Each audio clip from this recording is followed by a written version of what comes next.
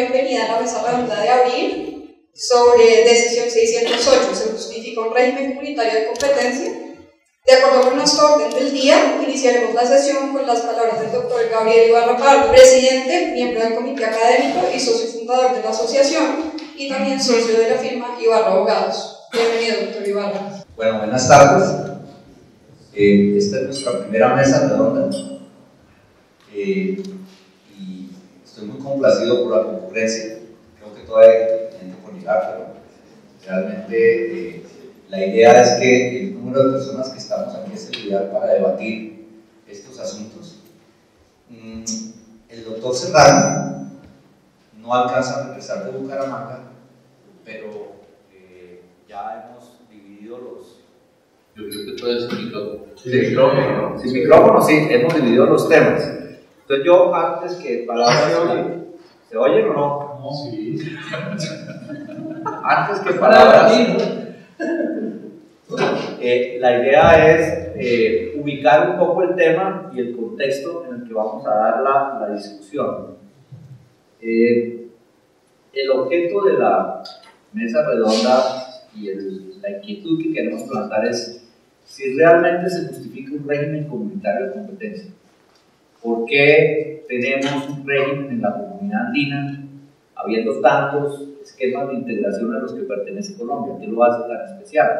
¿Por qué no tenemos régimen de competencia con Estados Unidos? ¿O por qué no lo tenemos dentro de ALADI? ¿O por qué no lo tenemos dentro del acuerdo Plan-Mercosur? ¿Por qué la comunidad andina? ¿Y qué significa un régimen de competencia subregional o comunitario? Entonces, para poder ubicar ese contexto, miremos cómo fue o en qué situación estamos en la actualidad. Y para esos efectos debemos decir que la integración tiene diversos estadios. Como es obvio, va de lo más simple hacia lo más complejo. Y en cada estadio hay unas características, unas necesidades, unos objetivos. Y en materia de competencia también hay unos propósitos distintos. Podríamos decir que el primer estadio es la zona de libre comercio. Es el estadio más elemental de la integración y que, como ustedes saben, consiste en que entre los países que conforman el esquema se eliminan todas las barreras arancelarias y pararancelarias para procurar una libre circulación de bienes, hasta ahora bienes. Ustedes ven, ahí están los países. Venezuela obviamente ya no está porque hace muchos años no nos acompaña, pero al principio originalmente estaba Venezuela y estaba Chile en ese esquema, ¿cierto? Entonces la idea de la zona libre de comercio es que esos colorcitos se vuelvan un solo y que desaparezcan las divisiones entre los países, de tal manera que entre los países no haya ningún obstáculo arancelario. Gracias. Perfecto. Que haya ningún... Entonces, estos colorcitos desaparecen de la zona de libre comercio. De tal manera que los bienes circulan libremente en esta zona. Se llama zona de libre comercio, ¿cierto? Pero cada uno de los estados conserva o sea, que hay una política común aquí adentro, una libre circulación, pero cada política conserva su política comercial, cada estado frente a terceros. Colombia tiene su propia arancel, Ecuador su propia arancel, Perú su propia arancel, Bolivia su propia arancel. Es decir, que los ingresos de las mercancías a la zona se producen con distintos niveles arancelarios, depende de por dónde entran. Entonces podríamos decir que cada país conserva su política comercial frente a terceros países. Seguidamente viene la Unión Aduanera. Entonces, en la Unión Aduanera ya, como ustedes ven, se han borrado las fronteras, las barreras arancelarias para la libre circulación de bienes y ya se busca, ustedes ven esta línea roja aquí, tener una política comercial común frente a terceros países, es decir, tener un arancel externo común y todo lo que pueda afectar ese arancel externo común debe ser común. Entonces, fíjense que aquí ya tenemos zona de libre comercio más política comercial común frente a terceros. Hay que decir que entonces en la primera etapa de la integración, cuando yo voy a liberar comercialmente los bienes, es un objetivo de la política de competencia evitar que los particulares reproduzcan esas barreras que han eliminado los gobiernos. Porque si entre Ecuador y Colombia hay un arancel del 30%, después de que se elimine ese arancel, un productor colombiano se pone de acuerdo con un productor ecuatoriano para no pisarse las mangueras, pues ese acuerdo va a tener un efecto, un impacto mucho más lesivo para la competencia que el que podría tener ese arancel que existía anteriormente, porque eso va a producir una protección infinita, ¿cierto? Infinita porque no va a haber comercio. No es que se pague arancel ni siquiera, sino no va a haber comercio. Entonces, en una primera etapa, el objetivo de la política de competencia es garantizar que no se neutralice y se pierda la liberación comercial que se ha hecho a través de los países.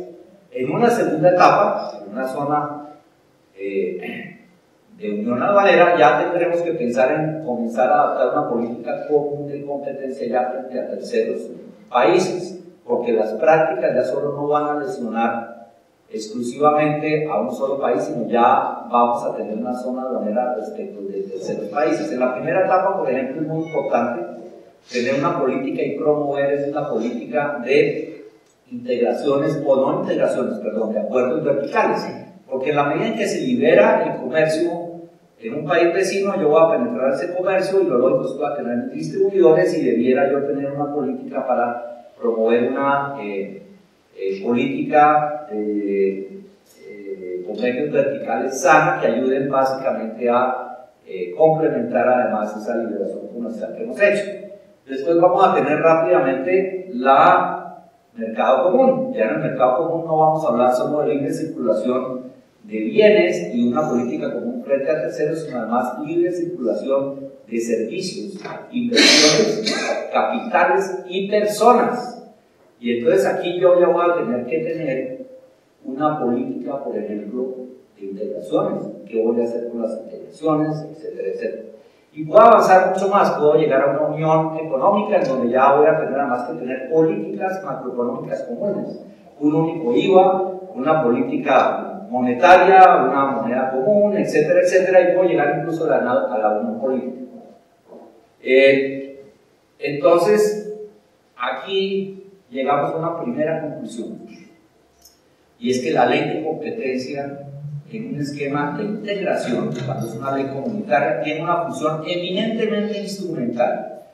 Y si vemos eso, marca el punto de diferencia principal, por ejemplo, entre la política y la Unión y la ley de competencia entre la Unión Europea y Estados Unidos.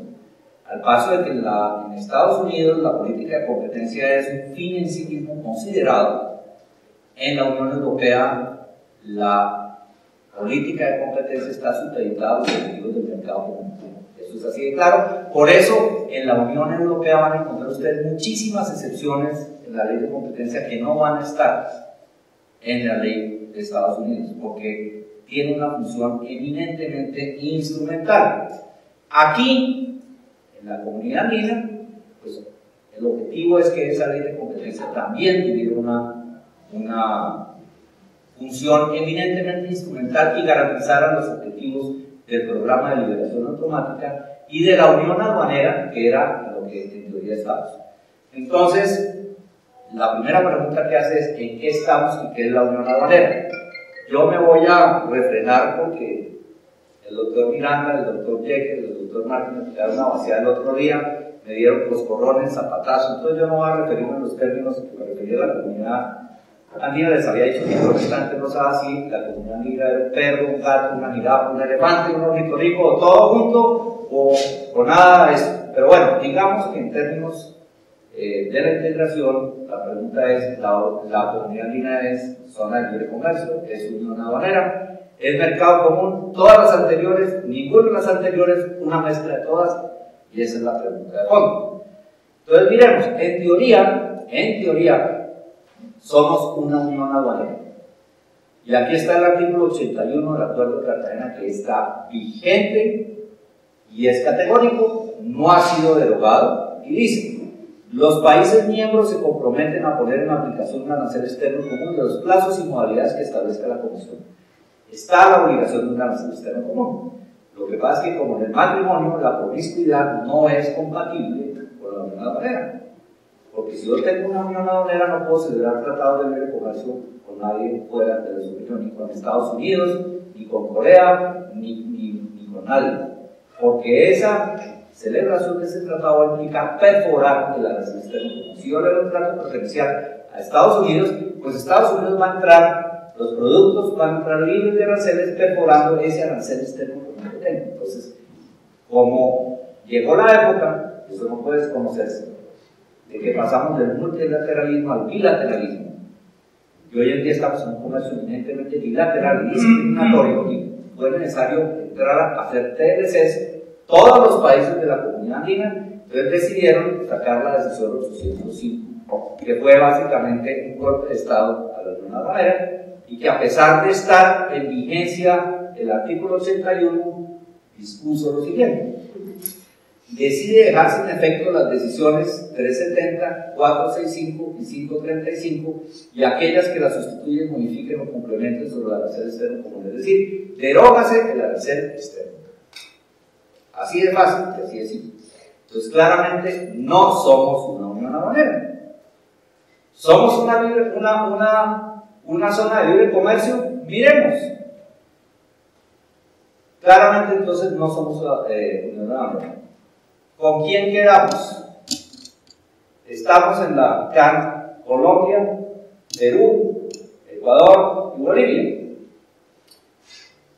Con Perú decidió que nos iba a suspender las concesiones arancelarias de los bienes originarios de las zonas francas, que realmente no son pocos, la decisión 414, o sea que todo lo que sale de una franja colombiana a Perú y de una zona franca paga arancel, pero ahí ya no hay zona de libre comercio.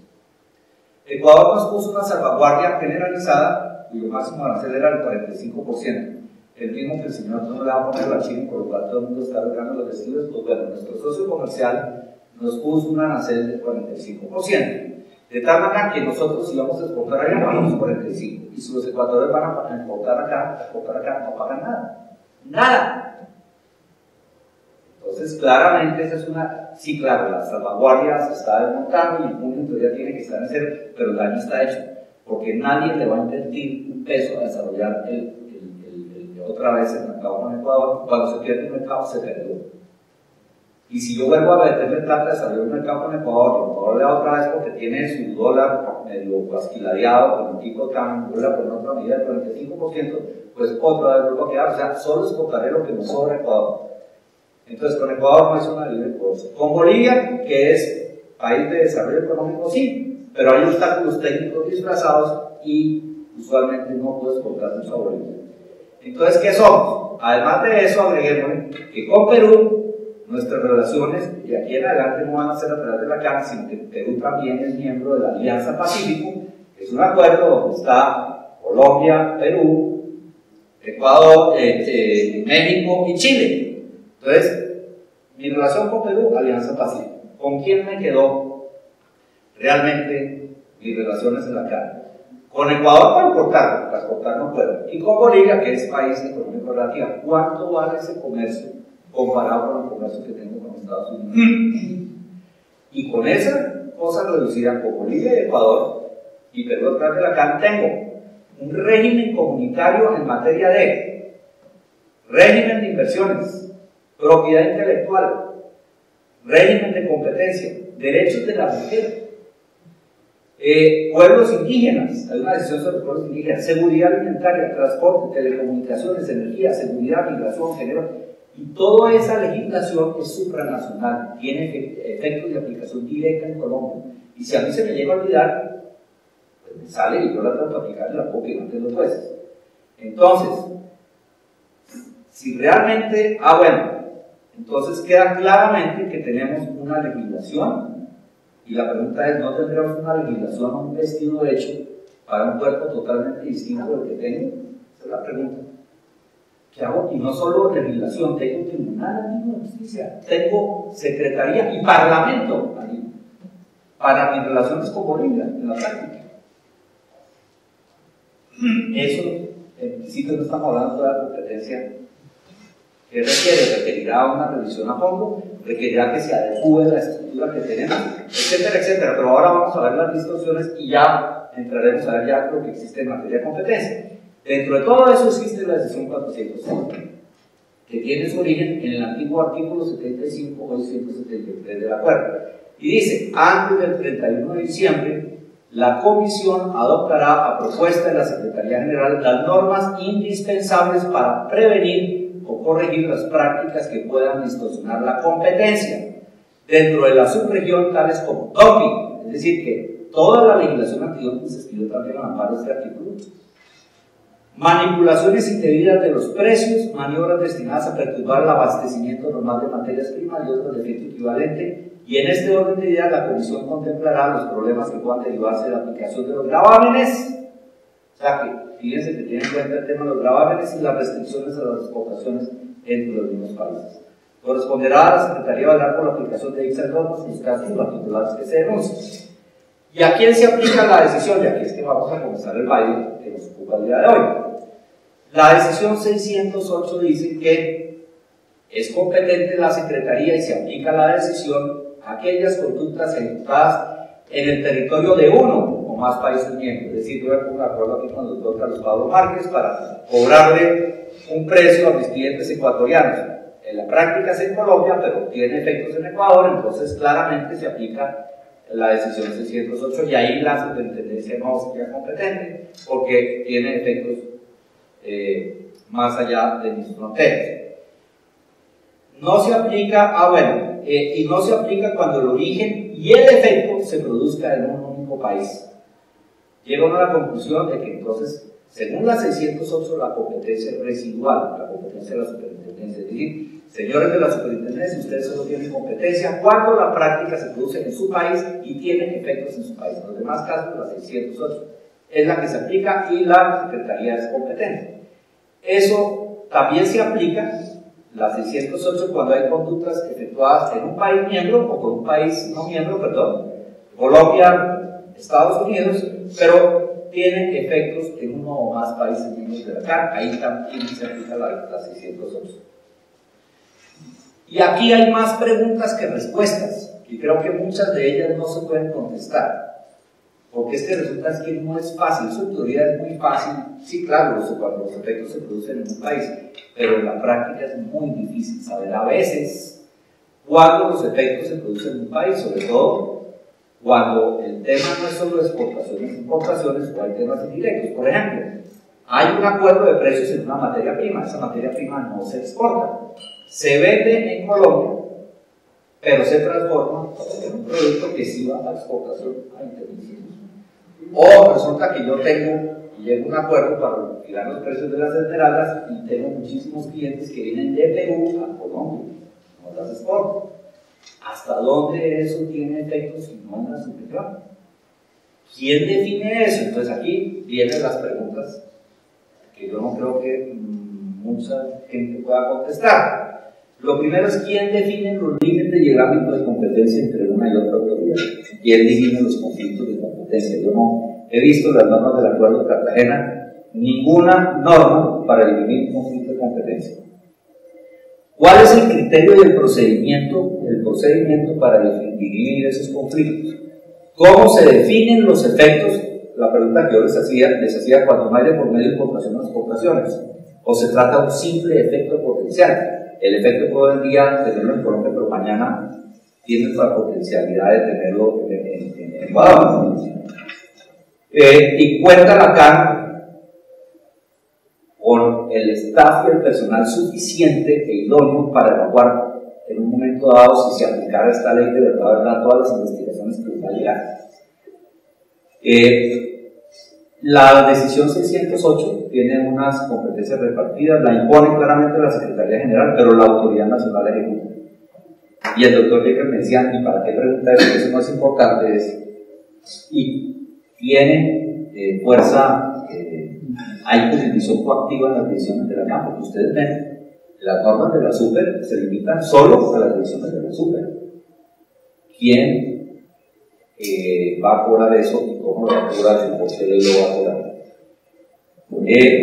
Sobre esas bases, yo termino aquí para los conferencistas, pero concluyo con un tema. Si la ley de competencia es la ley de competencia tiene una función eminentemente instrumental. Se justifica que tengamos un régimen por lo que hoy en día tenemos en la comunidad. Es una pregunta. Segundo, si eso es así, podrá haber algunas distorsiones en la comunidad andina, y aquí vamos entonces ya a hacer las preguntas y ya vamos a entrar entonces al panel. Me excusan este discurso, pero creo que era importante ubicarlo antes de entrar a la discusión. Y haría la primera pregunta.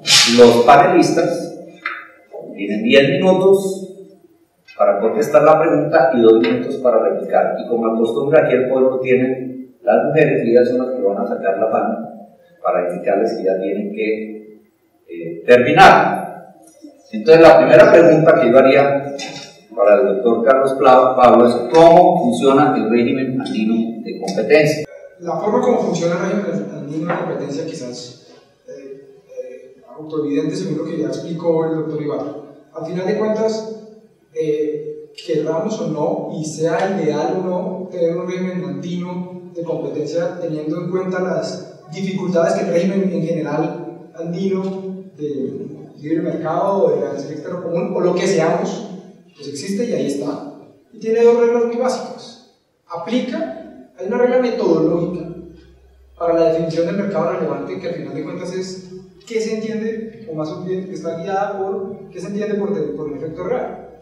Al final de cuentas, cualquier actividad que sea anticompetitiva, si el mercado relevante geográfico no es así, en el sentido de que, o más bien, conforme con lo que define el artículo 5 de la decisión 608, pues definitivamente no es una práctica que le interese al régimen andino de competencia. Parece obvio. Pero no por eso, y aquí difiero de lo que usted planteó al principio, pues hay una exclusión de competencias, porque depende del tipo de mercado, depende del tipo de práctica, las autoridades pueden llegar a diferentes juicios sobre el mercado relevante geográfico. Siendo eso así, y estamos todos de acuerdo que al final de cuentas el régimen funciona en razón a una regla práctica sobre la definición del mercado relevante geográfico y sobre el efecto real, pues que además ha sido reiterada en diferentes casos. Hace poco hablaba con el doctor Miranda sobre una decisión que salió en la que el tribunal andino definió una regla una regla muy básica, en realidad no dice mucho sobre cómo se define el efecto real, pero ya casos como por ejemplo el caso Flores, como comentó en la decisión anterior, ya habían, digamos, dado una instrucción sobre pues, por qué esta es una regla importante para que exista un régimen andino de competencia. Si superamos ese debate, no es menor, pues el régimen, digamos, como en términos de su funcionamiento, pues parece seguir la misma o una estructura muy similar a la que tienen los regímenes que tenemos en diferentes jurisdicciones de Latinoamérica. Hay un tribunal que se encarga del control de legalidad y que, pues conforme al artículo 39 del reglamento de la Secretaría General de la Comunidad Andina, pues establece unas reglas para impugnar aquellas decisiones de la comunidad, de la Secretaría General que van en contra del régimen. Entonces, no es que no haya un régimen de conflicto de competencias, en efecto no hay un régimen en particular, pero sí hay un régimen de control de legalidad de las acciones de la Secretaría General, que como veíamos ahora incluso puede llevar al caso en el cual hay una desviación de poder en el cierre de una potencial investigación. Del mismo modo, pues si está el tribunal que controla, pues está, digamos, 2 órganos que son importantes al final de cuentas. Lo que denomina, digamos, o lo que la decisión 608 llama el Comité Andino de Competencia, que está compuesto por las autoridades nacionales, que tiene un doble rol, y tiene un rol de apoyo a la gestión investigativa que hace la Secretaría General y un rol decisor como comité. Y digamos que la decisión 608 en ese punto sí es de alguna manera ambiguo, porque no establece de manera precisa la función de tomar la decisión. La decisión al final de cuentas, y aquí paso otra vez, es una decisión que toma en términos particulares la Secretaría General de la Comunidad Andina, porque al final de cuentas es quien instruye el caso con el apoyo de las autoridades nacionales de competencia, pero produce un informe que luego avalan o examinan el Comité Andino de Competencia, que conforme un informe que emite el presidente del comité, que es el presidente es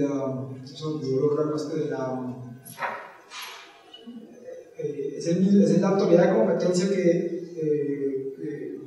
del país que está rigiendo o dirigiendo ¿cómo se llama? La presidencia pro tempore de la comunidad andina. Entonces, ese informe que lo produce el Comité de Competencia es luego avalado por la Secretaría General de la Comunidad Andina, que produce una decisión, pero a su vez instruye o utiliza a las autoridades nacionales para el desarrollo de la instrucción conforme a un plan de investigación que se ha definido 15 días hábiles después de haber abierto la investigación. Entonces la estructura y el modo como funciona no es un modo que sea extraño pues, para nosotros. Sigue de alguna manera nuestra tradición jurídica, tiene una comisión como existe en otros países, pero pues hay un órgano instructor que pues, tiene unas capacidades que son de alguna forma inquisitivas conforme a los regímenes típicos de derecho sancionatorio administrativo de nuestra región. Eso pues digamos resumiría de una forma muy breve cómo funciona el régimen andino de competencia, que obviamente acá hay personas más expertas porque han trabajado en la comunidad haciendo o trabajan haciendo el procedimiento y desarrollando los procedimientos. Digamos que más que quererme referir a lo que dijo el doctor Márquez, digamos que afortunadamente existe libertad de opinión y por eso el doctor Ibarra da sus opiniones apocalípticas del régimen andino. Digamos que yo no comparto esa visión tan negra. Realmente no tengo muy claro qué quiere decir un régimen eminentemente instrumental y pensaría que el régimen de competencia que hay es mucho más que algo instrumental. Creo que define conductas, define competencias, define sanciones, define procedimientos, es un régimen completo de competencia. Y digamos que un poquito menos teórico, yo creo que la comunidad andina sí tiene varias funciones y tiene varios ordenamientos que tienen aplicación. Para muy lejos todos los temas de propiedad intelectual y propiedad industrial, todos los temas de telecomunicaciones, se han caído varios procesos judiciales a raíz de no tener interpretaciones prejudiciales que han debido tenerse. Es decir, sí va más allá y tiene efectos diferentes a los meramente aduaneros. Y en esa medida, querámoslo o no, nuestros vecinos sí son Ecuador, Perú y un poquito más allá, Bolivia. Y tomo algo que el doctor Ibarra dijo, él decía, es difícil en muchas ocasiones darse cuenta cuando una conducta cae solo sobre un país o sobre varios. Y creo que ahí es donde se empieza a justificar un régimen andino de competencia. Y es esas mismas conductas que pueden tener efectos en varios países. Pues alguien que tenga una jurisdicción sobre varios países que determine si son debidas o indebidas esas conductas en materia de competencia, porque puede afectar ese comercio. Y yendo un poquito a un terreno, digamos, de lo que hay y lo que no hay, lo cierto es que Colombia y cada uno de estos países renunció, de cierta forma, a soberanía y se la cedió a unas entidades que llamó Comunidad Andina y que llamó Tribunal y Secretaría. Y esa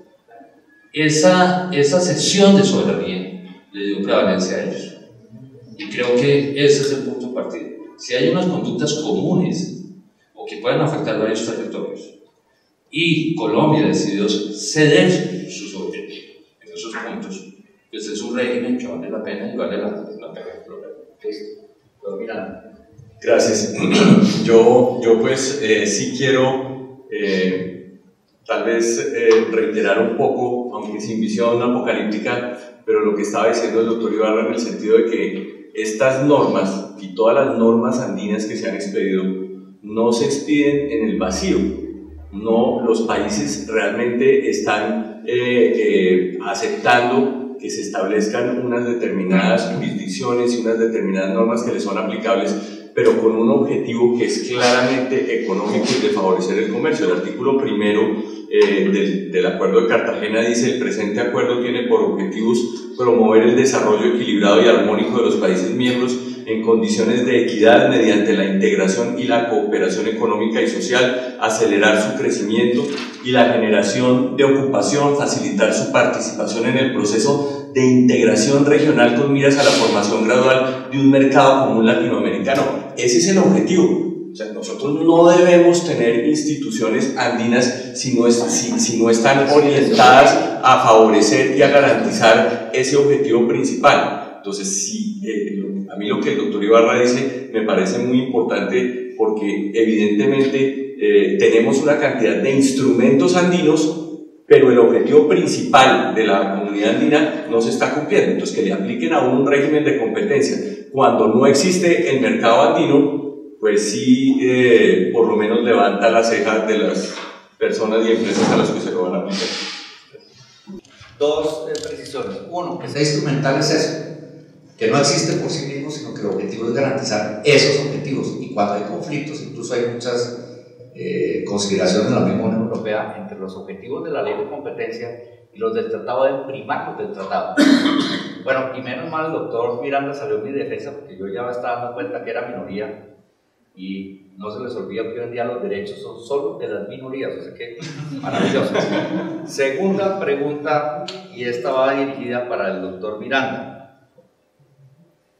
¿Qué pasa, doctor Miranda, cuando un país miembro, cuando un país, para el doctor Jekyll, perdón, ya me lo iba a saltar con manteca, no era represalia. ¿Qué pasa, doctor Jekyll, cuando un país ha asumido la competencia? ¿Puede asumirla la CAN posteriormente? ¿Qué pasa con las actuaciones, en ese caso que ya ha adelantado la autoridad local? ¿Puede la CAN entonces iniciar una nueva investigación si hay otra en curso en otro país? Sí, cuando aparecían los mapas hace un momento de los diferentes países y se buscaba entonces que hubiera un mapa común, se determinó en el artículo 5 que cuando hay una conducta que pueda afectar a dos países, la competente es la comunidad andina para conocerlo. Partiendo de esa base que puede haber una conducta y que hay unas competencias atribuidas a la CAN, también me atrevo a poner un poquito en duda una frase que veo al comienzo, y es que la CAN o la Secretaría tiene una competencia residual. No, que los países, al revés, que los países tienen una competencia residual. En mi opinión, hay una competencia prevalente de la Secretaría sobre las competencias que tienen cada uno de los países entre las conductas que puedan tener efectos en su país. Obviamente, si hay una conducta que tiene efectos en dos países, es porque tiene efectos en un país y tiene efectos en otro país. Y cuando eso sucede, entonces la CAN tiene su competencia prevalente. ¿Qué pasa con la competencia que tiene la superintendencia o que tiene la autoridad nacional frente a la conducta que se está surtiendo en su país? Como esa conducta ya genera efectos en dos países, en mi opinión, la autoridad nacional pierde competencia para conocer de ese caso. Y hay una pérdida de competencia. Si no tiene competencia, no puede seguir conociendo, y según la decisión, tiene que remitir el proceso a la CAN, y quien lo conocerá en ese momento será la CAN. Ahora, aquí pueden suceder varias hipótesis. El proceso inició primero en la comunidad andina, sigue la comunidad andina con él, y no pueden entrar en materia que afecte a los países autoridades nacionales. El proceso, hipótesis 2, el proceso empezó en un país y hasta ese momento no había conocido la CAN. Yo creo que el tema no es de si conoció a alguien o no conoció a alguien, porque la norma establece la competencia en función de los efectos reales que tiene la conducta, de tal forma que lo que va a generar la competencia de una u otra autoridad no es quien haya conocido, sino si hay efectos comunes o efectos de una misma conducta en dos países. En esa medida, lo que posiblemente va a haber es una evidencia de que esa autoridad no debería seguir conociendo ese proceso, una pérdida de competencia sobreviviente, y entonces tendrá que dejar de conocer de eso. Hipótesis 3. el proceso ya terminó en un país. Y digamos que si no sancionó, pues digamos que no va a pasar nada, no iba a decir nada. Pero suponiendo sancionó o decidió, ¿qué pasa con esa decisión? Yo pienso que esa decisión posiblemente es una decisión que es nula. Habría que posiblemente demandarla, y suponiendo que ya hubieran pasado los plazos de caducidad, por ejemplo, para presentar una demanda, posiblemente también habría que explorar la posibilidad de demandar a ese país por un incumplimiento a las normas andinas, en la medida que una autoridad tomó una decisión en un proceso frente al cual no era competente porque tenía efectos en los países. De tal forma que el tema, en mi opinión, no está en si conoció o no conoció, sino en si la conducta que se está investigando produce efectos en uno o en más países, y en ese caso ya no tendrá esa competencia. Por eso es que no creo que sea una competencia residual, sino es una competencia que es prevalente de la Secretaría o de la CAN frente a las competencias que puedan tener los otros países. Si nadie lo investigó, pues nadie lo investigó y simplemente pasó sin sancionarse o sin conocerse una conducta que ha debido pasar, que ha debido ser investigada. Pero si ya conoció, pensaría que tiene que cederle la competencia o no cederle la competencia, sino remitirle el proceso a la Secretaría, y si ya hay una decisión, posiblemente yo pensaría que no sería descabellado pensar en una nulidad de esa decisión o inclusive demandar ante la CAN por incumplimiento de las normas andinas y actuar sin competencia. Doctor Miranda. Gracias. La hipótesis compleja que plantea el doctor Jekyll es la hipótesis número 2, o sea que un país miembro arrancó una investigación y no fue que resultara atajado en ningún momento, sino que la culminó, y claro, dentro de la hipótesis grave, que es que además impuso una sanción, y más grave aún, los sancionados por no poca monta pagaron la multa a la Superintendencia de Industria y Comercio, y entonces viene de golpe, se dice, no, es que tenía efectos comunitarios la conducta, y lo que hay que hacer, esta es una decisión nula, porque como la competencia, como dice el doctor Jekyll, es prevalente, entonces era un caso andino desde el inicio.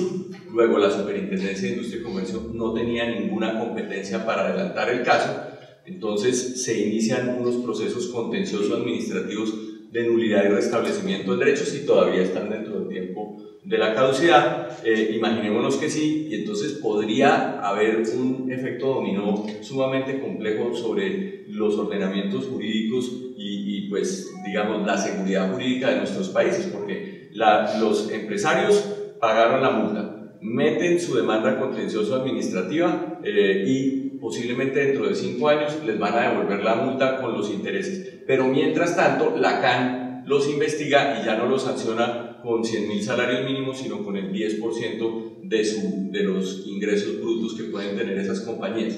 Entonces eso genera pues realmente un escenario bastante, ahí sí, apocalíptico, como dice el doctor Ibarra, porque genera una gran inseguridad jurídica.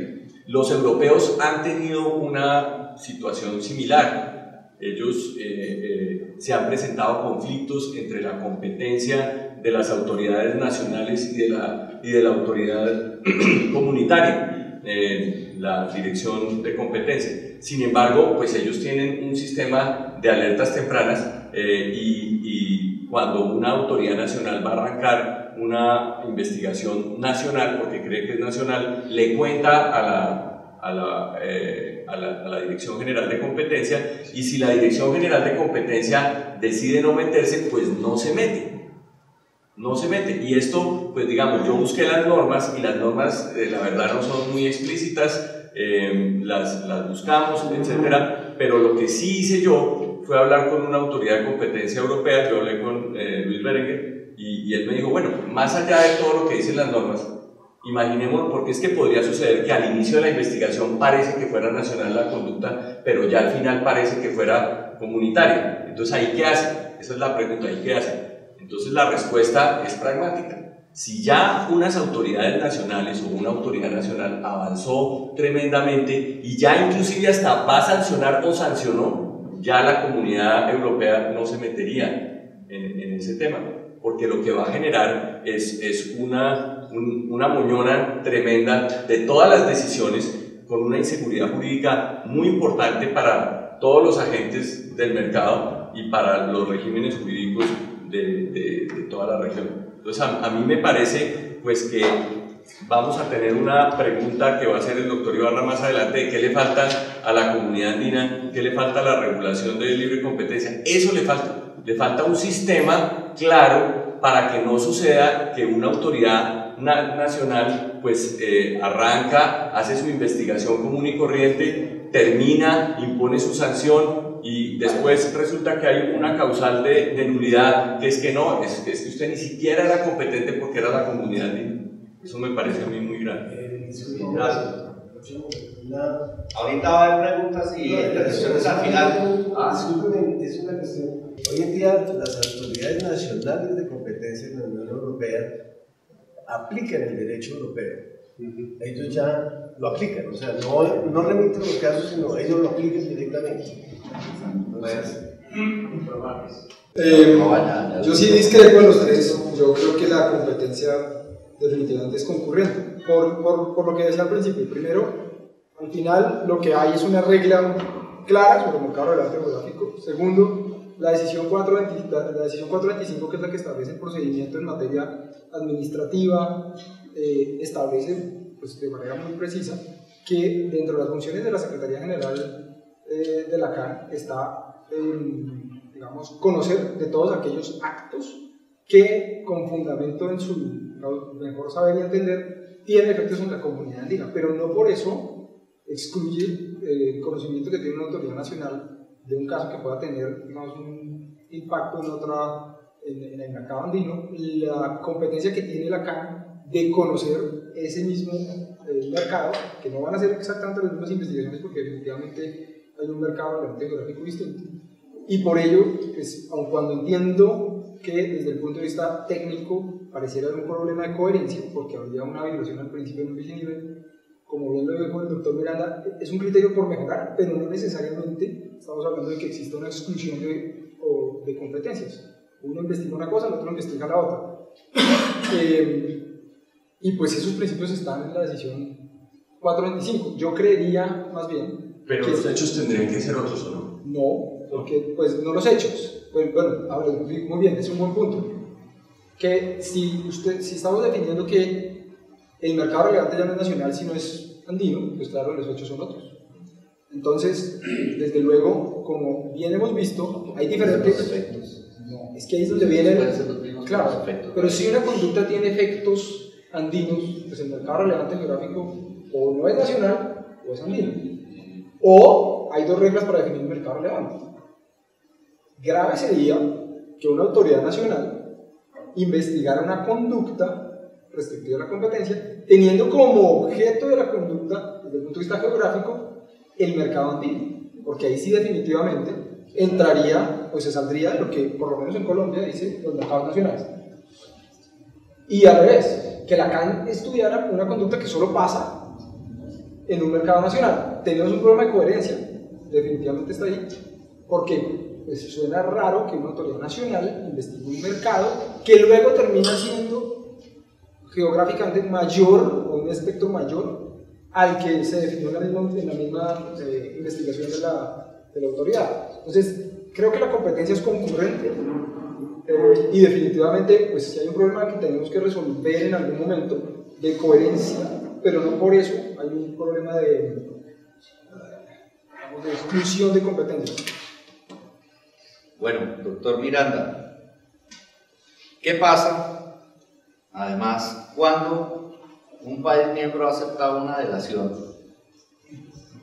y al traer materias y más adelante la Secretaría dice esto como que puede ser mi competencia? Le abro la pregunta. Bueno, primero, ¿puede la Secretaría utilizar las pruebas aportadas por el delator a la autoridad local? Esa es una. Y dos, si la autoridad investigó una conducta y aceptó una delación sobre una conducta en un territorio, podría abrir la investigación respecto de los efectos o de la conducta que se produjo en el resto del territorio, o se podría considerar que al ser una parte del territorio local, parte del acuerdo subregional, el tema es uno solo y las competencias serían excluyentes. Bueno, pues el doctor Ibarra plantea una hipótesis que es un desarrollo aún más tremendo que el que plantea el doctor Jekyll, y es un escenario en el cual una autoridad local abre una investigación por prácticas restrictivas de la competencia. Dentro de esa investigación aparece un colaborador, en nuestro caso pues lo llamamos el programa de beneficios por colaboración, un delator, programa de clemencia o delación. Ese delator es admitido al programa. El delator, como es, digamos, la regla mundial sobre este tipo de programas, pues entra a colaborar intensamente con la autoridad que lo recibió en el programa, de manera completamente transparente, entrega todas las pruebas que tiene que actuar con absoluta transparencia y buena fe, porque si no lo van a expulsar del programa. Naturalmente se autoincrimina, entrega todas sus pruebas y en determinado momento, inclusive después de que ya lo han exonerado, la investigación terminó, entonces la hipótesis que se plantea es que la comunidad andina abre una investigación porque resulta que el mercado, que la conducta era subregional, que tenía efectos de la comunidad andina, y le abren una investigación. Entonces el doctor Ibarra pregunta qué pasa en ese momento. Lo primero que pasa es que en la decisión 608 no hay delación.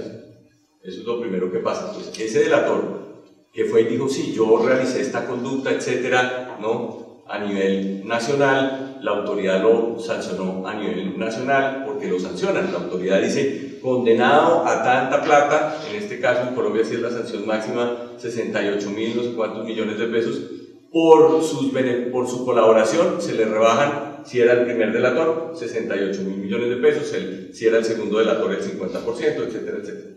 Entonces se le rebaja, sí lo condenan, pero le rebajan.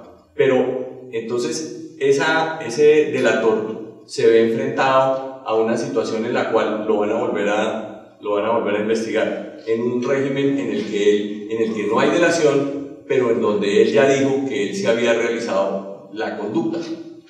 Entonces uno se pregunta, pues, ¿cuáles son los derechos de esa compañía? ¿Cuál es el derecho que tiene al debido proceso, al derecho de defensa? ¿Cuál es realmente su situación frente a un régimen jurídico que ya no le permite una aproximación como delator? Ya no puede, naturalmente no va a decir que no realizó las conductas anticompetitivas, y se ve enfrentado a una autoridad que entonces ahora le va a decir que tiene una sanción que puede ir hasta el 10% de sus ingresos brutos. Entonces esa es una situación que a nosotros nos parece que, primero, vuelvo sobre el punto del non bis in idem, me parece que le están investigando 2 veces la misma conducta. Entonces tiene un problema de la violación del principio non bis in idem. Si la Secretaría de la CAN va a acceder a las pruebas que la autoridad nacional recibió por cuenta de la delación, bajo un principio de renuncia al principio de autoincriminación, esa renuncia al principio de autoincriminación ya no existe, porque la persona ya no está bajo un régimen de clemencia o delación en la CAN. Entonces, utilizar las pruebas que tenía la autoridad nacional resulta en una violación del principio de autoincriminación, que es muy delicado dentro del derecho de defensa y el debido proceso. Y además de eso, pues yo creo que la empresa pues, se va a ver en una situación de indefensión sumamente grave, y le vamos a sumar que si se utilizan pruebas en las que habían participado personas naturales, que por lo menos en el régimen colombiano y creo que en el de todos los países de la comunidad andina, las personas naturales pueden ser investigadas. Entonces, aunque en la CAN las personas naturales no pueden ser investigadas, si se utilizan pruebas que esas personas entregaron, cobijados por el principio de la delación, por el programa de delación, esas personas también entregaron sus confesiones voluntariamente, de manera transparente, colaborando con la autoridad nacional, amparados por un programa de delación. Cuando ese programa de delación ya no está presente, a esas personas se les llevan sus pruebas y las van a utilizar en un medio jurídico como el de la CAN de la 608, que no tiene principio, que no tiene programa de delación, y se le va a violar a esas personas su derecho a la no autoincriminación, que en el caso de las personas naturales pues hay una protección bajo el mecanismo de la Corte Interamericana de Derechos Humanos, porque las personas naturales pues tienen un derecho a la no autoincriminación. Entonces yo pienso que el escenario, como lo describió primero el doctor Jekyll, se agrava de una manera tremenda cuando existe el programa de delación. He hablado de los efectos sobre la empresa delatora y las personas que se ven involucradas y sus testimonios se ven involucrados en la delación, pero no dejemos de lado el efecto sobre el tema de las políticas públicas. Indudablemente, y entonces abro nuevamente el capítulo de lo que le falta a la CAN, pues a la CAN le falta la delación, no hay delación en la CAN, y pues una situación como la que hemos... Es para que me termine de contestar la pregunta. Sí. Que el artículo 5 dice, y eso es lo que quiero que me precise, las demás situaciones no previstas en el presente artículo se regirán por las legislaciones nacionales en los respectivos países miembros. Aquí estamos hablando claramente de los efectos, pero al aplicarse la legislación de los países de manera residual en lo que no está previsto en la decisión 608, pregunta, ¿no se podría decir que la delación, siendo válida, estando contemplada la legislación local, tendría que ser eventualmente respetada por la Secretaría de la Comunidad Andina? Perdón, para que nos precise eso. Utilizando frases que solamente el doctor Ibarra ha acuñado con éxito, le tocaría a uno ser Walter Mercado para poder contestar eso. Yo creo que no hay ningún precedente de esa situación, pero quisiera concluir mi punto de las políticas públicas. Es que realmente una situación como la que yo he descrito sí, pues digamos, da al traste con el programa de delación de todos los países de la subregión. El programa de delación ha sido reconocido por la OCDE, por el ICM, por todos los países que han desarrollado un programa de delación como la herramienta más importante y más efectiva en la lucha contra los carteles empresariales. Colombia ha arrancado su ruta de su programa de delación, que le costó un poco de tiempo llegar a tener delatores, pero porque tenemos la norma desde el 2009 y las primeras delaciones, como ustedes saben, son del 2014, desde el 2013, el 2014. Entonces, pues, no, claro que yo sé que las primeras que han tenido un gran impacto, porque pues hemos escuchado que ha habido intentos de delación anteriores en la superintendencia del doctor de la Calle. Yo le he oído al doctor Castañeda y al doctor Márquez que sí ha habido intentos anteriores, aunque no se han convertido pues en un programa de delación como los que hemos conocido hoy en día, pero realmente los programas de delación son incipientes. Inclusive el chileno ha tenido traspiés muy importantes, y si nosotros pensamos que desde el punto de vista de la teoría de juegos, desde el punto de vista de las políticas públicas, la delación es una herramienta muy importante para mejorar el derecho de la competencia, pues una situación como la que estamos describiendo sí resulta completamente perjudicial para eso. Y pues sobre el tema de si, habiendo uno hecho delación en un país miembro, uno dice, bueno, por lo menos en lo que hace referencia a este país, a este territorio, ya hay delación y ahí ya, o sea, rebájeme de lo demás o rebájeme todo. No sé, me parece que pues son ideas muy importantes de interpretación. Lo que sí quisiera también abundar sobre el tema de cómo se aplica el artículo 5, que realmente es un artículo de una interpretación muy difícil, es que el artículo 5º hace referencia a que las conductas tengan un efecto real. Y ese efecto real, sí, ya en la sentencia de Ángel Com, el Tribunal Andino de Justicia nos dice que, o sea, no es que la llamada se haga desde Colombia a alguien que está en Perú, eso no es efecto real. El efecto real es mucho más denso y hay que encontrar, pues, para que no, porque si no, entonces las autoridades nacionales no pueden llevar a cabo ninguna investigación. Porque si uno tiene un celular que compró en un país y después lo utiliza estando en otro país, o si uno manda, si está de vacaciones en el otro país miembro mientras que está tomando la conducta anticompetitiva de un país, un segundo, voy a leer lo que dijo el Tribunal Andino de Justicia sobre el efecto real. Por efecto real en el comercio se entiende aquel que puede efectivamente influir en el desarrollo de sectores económicos dentro de los países andinos, teniendo en cuenta que en el caso de la licitación, es un caso de una licitación, que en el caso de la licitación el mercado relevante se determina por el procedimiento de contratación de la obra pública en derecho y en los hechos y el modo como se efectúa el llamado a la licitación, o sea, lo circunscribe al país en el que está la licitación, a pesar de que los países que participaron en la licitación eran de otros, pues eran de otra parte. Gracias, doctor. Pues yo creo que aquí lo que hay es una distinción entre el deber ser y el ser. El ser, en mi opinión, es que los programas de delación de orden nacional desafortunadamente no tuvieron en cuenta que, pues, la compra que hace la autoridad de la información que entrega el particular cuando decide hacer ese intercambio de esa información por un beneficio derivado de la delación, pues no incluyó, o el análisis no incluye, pues, los efectos que pueden generar no solamente afuera del régimen de competencia, sino fuera del régimen, digamos, de la competencia de la misma autoridad.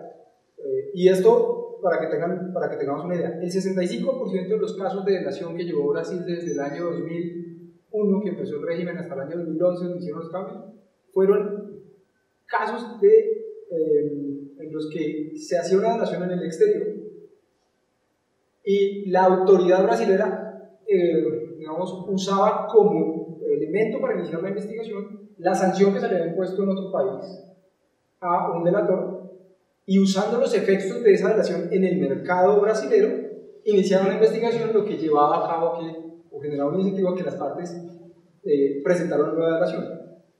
La diferencia con el caso de la CAN, pues, es ninguna. En realidad es lo mismo que en este caso, o en los últimos casos que hemos visto que pueden estar en riesgo en razón a que no existe un régimen adecuado de delación en Colombia. Pues es exactamente el mismo riesgo. El cálculo racional que hace una persona cuando considera que debe llevar una delación a una autoridad, pues habría de incluir que las probabilidades de que lo detecten en otros países se incrementan de 0 a 100, o de un pequeño número a 100. Y lo que le hace falta entonces al régimen, para ya entrar al debate del deber ser, es o generar prohibiciones de que la información que entrega el delator, pues, se mantenga y se quede al interior de la autoridad, o generar un régimen de delación que sea armónico con la comunidad andina. Entonces, de nuevo, el problema no es de la CAN, el problema es del diseño nacional de la delación. Doctor Peque. Estaba diciendo el doctor Miranda, pienso que este es uno de los puntos claves. Podríamos ser un poquito más flexibles con el tiempo en esto.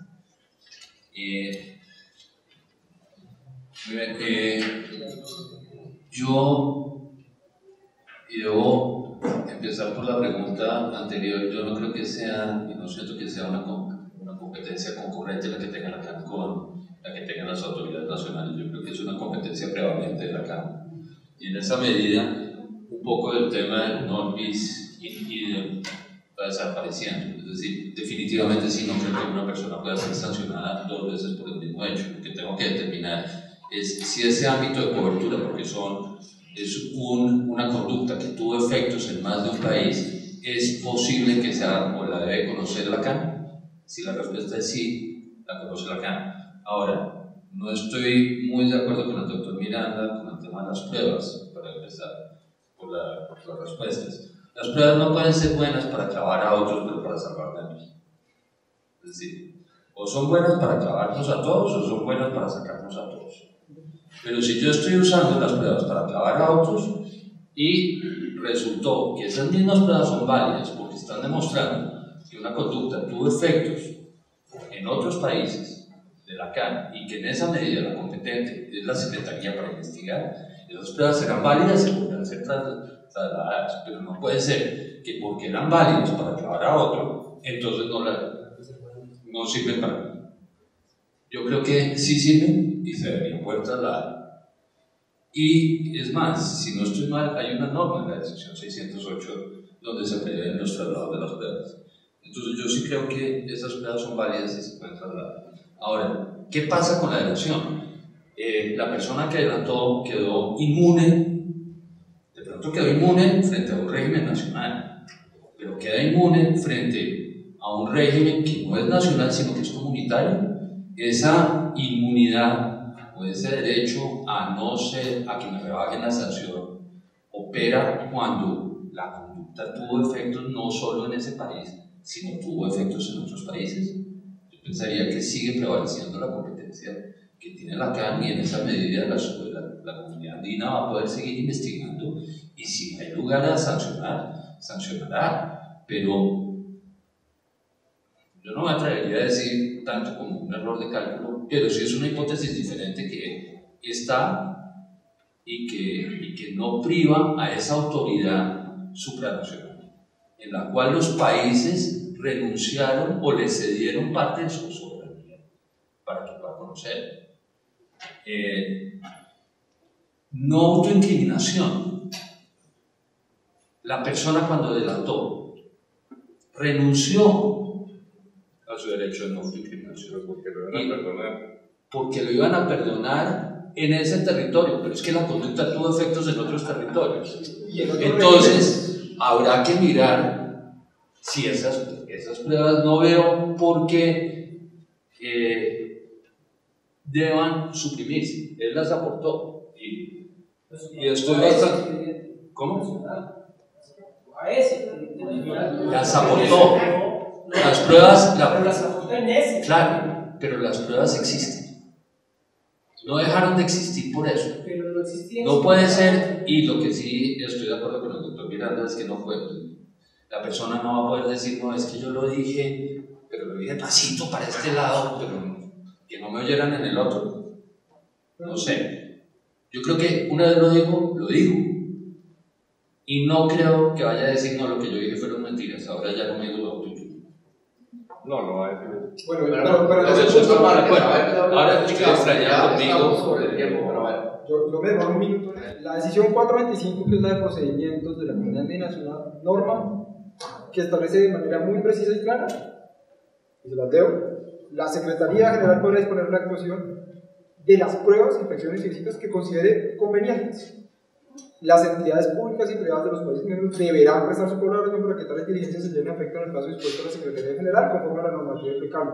No existe ninguna restricción en el régimen procedimental de la Comunidad Andina y de la Secretaría General que le impida acceder a ese tipo de pruebas. Y estoy absolutamente de acuerdo con el doctor Jekyll.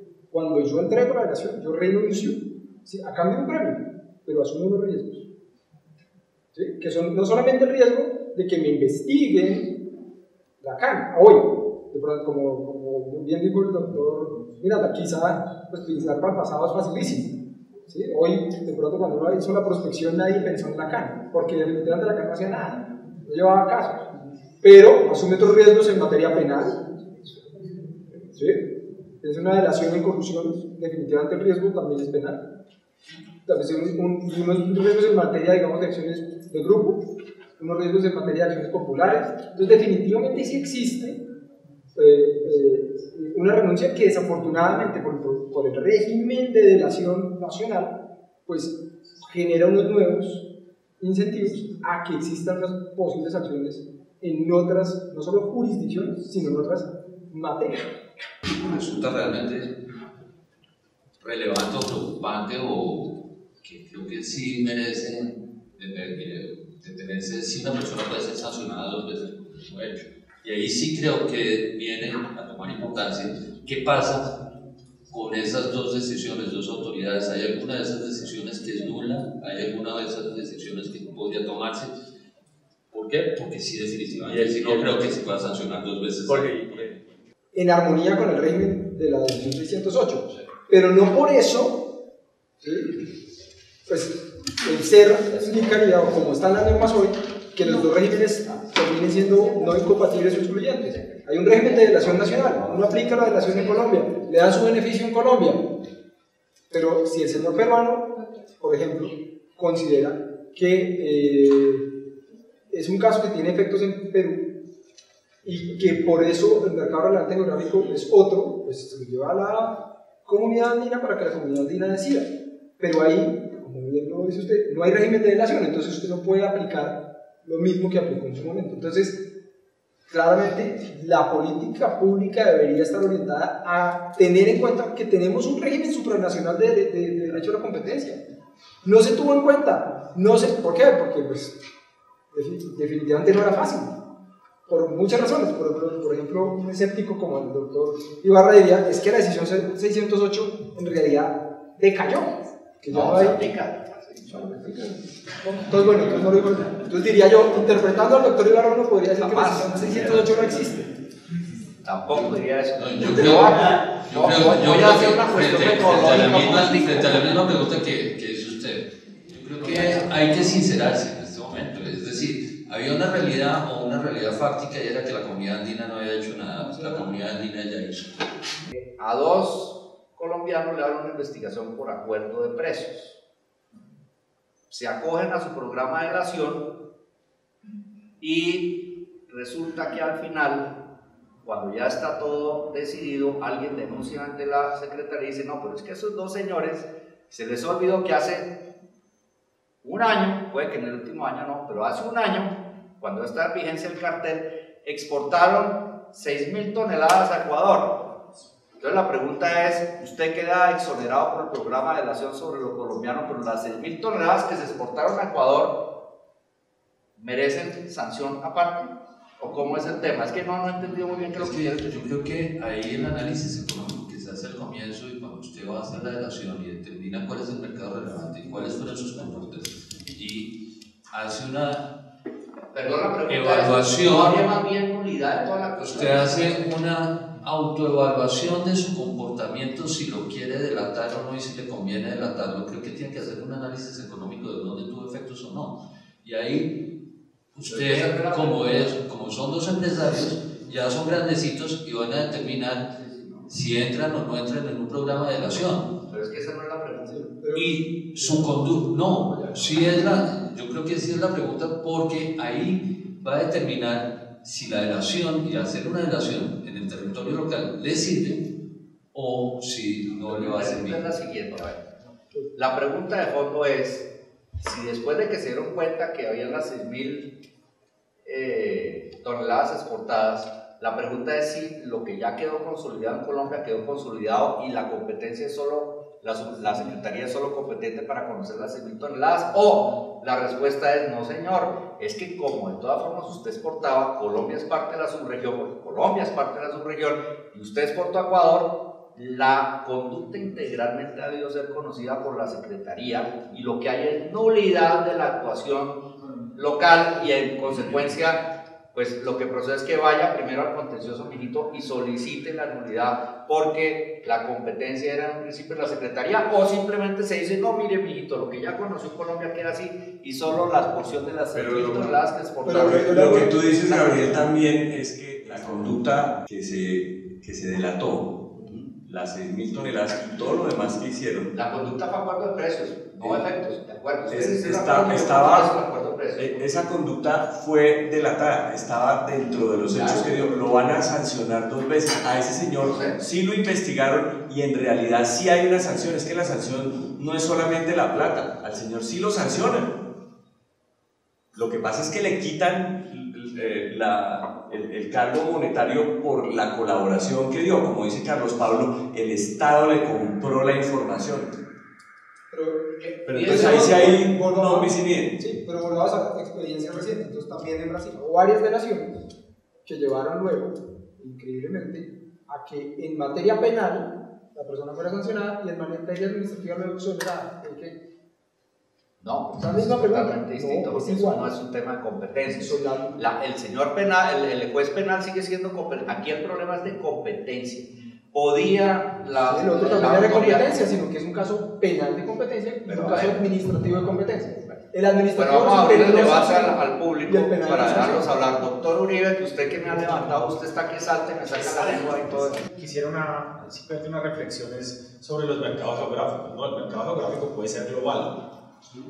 En efecto, si se da en Colombia, la autoridad colombiana puede juzgar ese efecto.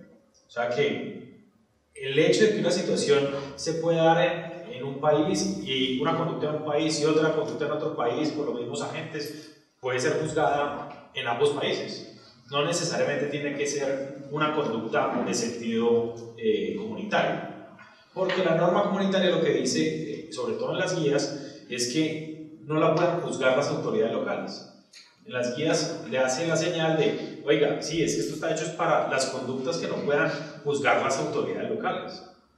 Pues claro, si dos autoridades no es que les quite la competencia de forma absoluta, es, oiga, es que si las guías son importantes para entender este derecho comunitario, pues bueno, hay conductas que tienen esas relaciones y si las pueden juzgar las conductas una autoridad local y la otra autoridad local, pues, en un sentido la competencia del otro se perdió, ya están juzgadas porque son los efectos.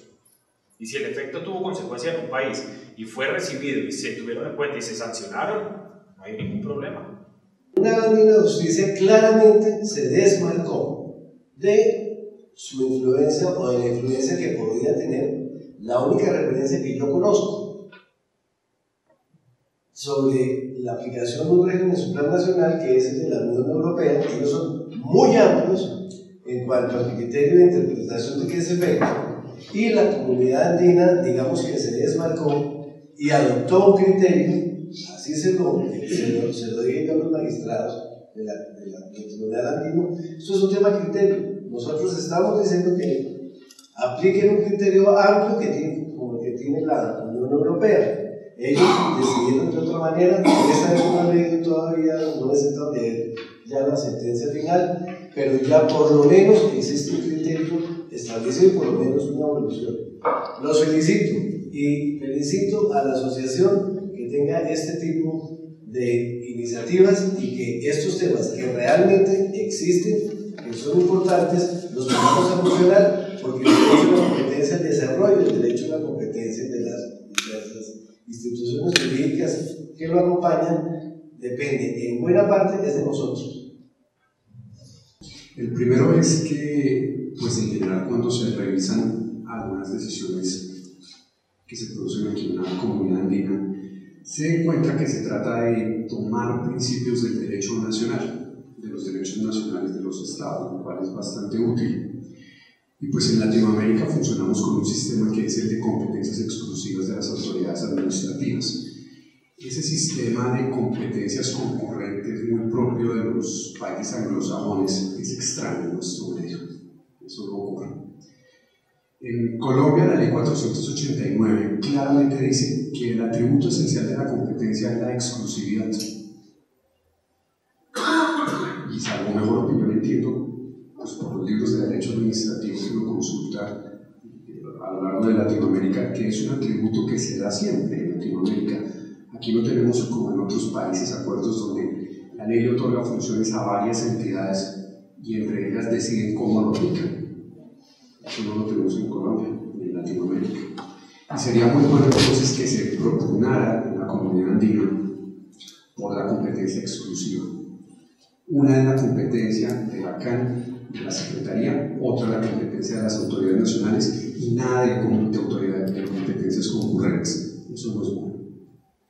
Y entonces, si el caso es completamente local, pues que se lo juzgue la autoridad local. Si el caso es supranacional, lo decide la autoridad supranacional y que eso sea una línea infranqueable.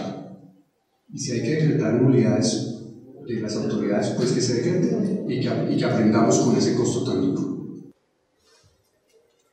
Sobre un caso específico, si yo entrego unas pruebas y las entrego sobre bases confidenciales, no, esto va a ser una pregunta importante. Sobre bases confidenciales, Primero, ¿hasta qué punto la autoridad puede levantar esas bases confidenciales? ¿En qué sentido? Estoy hablando del derecho a la intimidad. Y aquí sí entramos en un tema complejo. El Acuerdo de Cartagena es un tratado comercial. Y hay una cosa que se llama el bloque de constitucionalidad. No sé si ustedes habrán leído la sentencia sobre el bloque de constitucionalidad. Y preguntan, ¿hasta qué punto un tratado comercial puede estar encima de un derecho fundamental? Hay una sentencia por ahí de la Corte Constitucional que dice que los únicos tratados que están por encima de la Constitución son aquellos relativos a los derechos humanos, los que forman parte del bloque constitucional y artículo 3. ¿Podría en un momento dado una autoridad en Colombia decir, qué pena, el derecho a la intimidad prima sobre cualquier otra cosa, porque un derecho fundamental del ciudadano, bloque de constitucionalidad, no mando pruebas al Acuerdo de Cartagena? ¿O cómo compatibilizo la sentencia de la Corte colombiana, Corte Constitucional, sobre el bloque de constitucionalidad y tratados comerciales y la tesis de la preempción del efecto directo y aplicación directa de las normas? ¿Alguien quiere contestar esa pregunta? Gabriel, el tema es comercial y veo poco probable que la prueba que se haya aportado sea una prueba que viole la intimidad o una que haya estado metido algo de intimidad ahí. Es decir, y cuando yo entro en una delación y aporto la prueba, la aporté, pero la aporté ¿para qué? Bajo reserva. Es decir, para que sea una pieza procesal en un expediente y sirva, porque si no, no me la admiten para clavar a otros. Les queremos agradecer, primero que todo, haber asistido a este evento. Y también queremos aprovechar este momento para invitarlos a nuestras próximas mesas redondas. La idea es hacer eventos como este mensualmente y también aprovechar esta oportunidad para que participen de todos los proyectos que tenemos en la asociación y, por qué no, para que sean miembros de la misma. Pueden contactarnos en nuestras diferentes redes sociales, en Facebook, Instagram, y también tenemos una página web, www.acolcom.org, y también nos pueden encontrar en el correo electrónico competencia.acc@gmail.com. Esperemos contar con su valiosa participación y gracias.